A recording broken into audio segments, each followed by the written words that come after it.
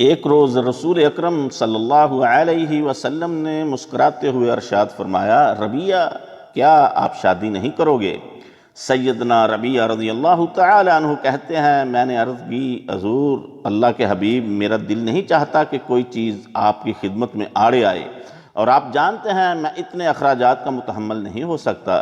یہ سن کر آپ صلی اللہ علیہ وسلم نے خاموشی فرمائی اور پھر چند روز کے بعد ارشاد فرمایا، کیا خیال ہے ربیہ آپ شادی نہیں کرو گے؟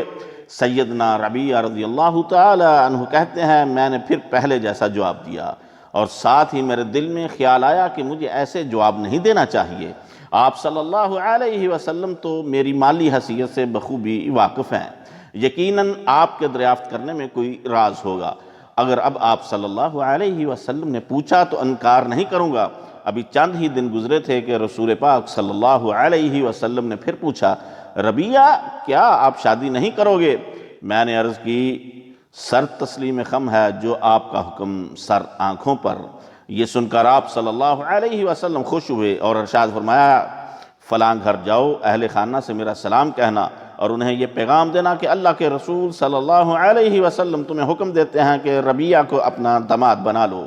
سیدنا ربیہ رضی اللہ تعالی عنہ کہتے ہیں، میں نے آپ کا حکم اس گھرانے کو پہنچا دیا اور بغیر ہی حجت وہ راضی ہو گئے اور محبت بھرے انداز میں کہنے لگے، اللہ کے رسول صلی اللہ علیہ وسلم کا حکم سر آنکھوں پہ، ہم آپ کو خوش آمدید کہتے ہیں، اسی میں ہماری خوش نصیبی ہے، تشریف لائیے۔ چشم ما روشن دل ما شاد، اور انہوں نے اپنی بیٹی کا نکاح مجھ سے کر دیا۔ آپ صلی اللہ علیہ وسلم کی ہمدردی، شفقت اور محبت پہ قربان جاؤں، آپ کو اپنے ساتھیوں کی دلجوئی کا کتنا خیال تھا۔ آپ صلی اللہ علیہ وسلم نے سیدنا ربیہ کے حق مہر اور ولیمہ کا انتظام کروایا اور اپنے گھر سے کھانے کے لیے جو آٹا پڑا ہوا تھا سارے کا سارا ولیمہ کی تیاری کے لیے دے دیا اور خود بھی ولیمہ میں شرکت فرمائی۔ آپ جانتے ہیں یہ خوش نصیب ربیہ رضی اللہ تعالی کون ہیں؟ یہ خادم رسول ہیں۔ حضرت ربیہ بن کعب اپنے بارے میں اس طرح بیان کرتے ہیں کہ میں ابھی ایام شباب ہی میں تھا کہ روح نور ایمان سے چمک اٹھی اور دیدار نبی صلی اللہ علیہ وسلم سے اپنی آنکھوں میں سرما ڈالا، اور آپ صلی اللہ علیہ وسلم کی محبت میرے دل و جان میں سرایت کر گئی۔ میں نے سوچا اگر آپ صلی اللہ علیہ وسلم کے قرب کی سعادت نصیب ہو جائے تو بھاگ جاگ جائیں گے۔ میں نے بارگاہ رسالت میں عرض کی، اللہ کے رسول صلی اللہ علیہ وسلم مجھے اپنا خادم بنا لیجئے، اور آپ صلی اللہ علیہ وسلم نے کمال شفقت فرماتے ہوئے میری خواہش کو قبول کر لیا۔ میں خوشی سے جھوم گیا اور اپنی قسمت پہ ناز کرنے لگا۔ دن تو دن میں رات کو بھی آپ صلی اللہ علیہ وسلم کے حجرہ کے باہر گزارتا کہ اگر آپ کو رات میں کوئی ضرورت پیش آئے تو میں اس کی تکمیل کر سکوں۔ پھر میں نے وہاں ایمان فروز منظر بھی دیکھے۔ رات کا اکثر حساب صلی اللہ علیہ وسلم قیام کرتے، آپ کی پرسوز اور لذت و آشنائی سے بھرپور آواز میرے کانوں میں رس گھولتی، اور کئی دفعہ تو آپ پہ اتنی رقت طاری ہوتی کہ سورہ فاتحہ بار بار پڑھتے۔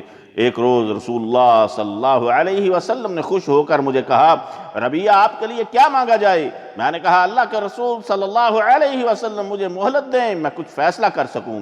میں نے سوچا کہ میں فقیر، مفلس، کنگال، نہ کوئی گھر، نہ بیوی، نہ مال، دل میں آیا کہ بارگاہ رسالت میں عرض کروں کہ مال و دولت میسر ہو جائے تو زندگی آسانی سے گزر جائے گی۔ پھر دل میں خیال آیا، ربیہ افسوس ہے تجھ پہ، یہ دنیا تو ڈھلتی چھاؤں ہے، یہ تو فنا ہو جائے گی، مانگنا ہے تو کچھ آخرت کے بارے میں مانگو۔ پھر میں رسول اقدس صلی اللہ علیہ وسلم کی خدمت میں حاضر ہوا تو آپ صلی اللہ علیہ وسلم نے فرمایا، ربیہ کیا ارادے ہیں؟ میں نے التجا کی، آپ میرے لیے اللہ تعالیٰ سے دعا کریں کہ مجھے جنت میں آپ کا ساتھ نصیب ہو جائے۔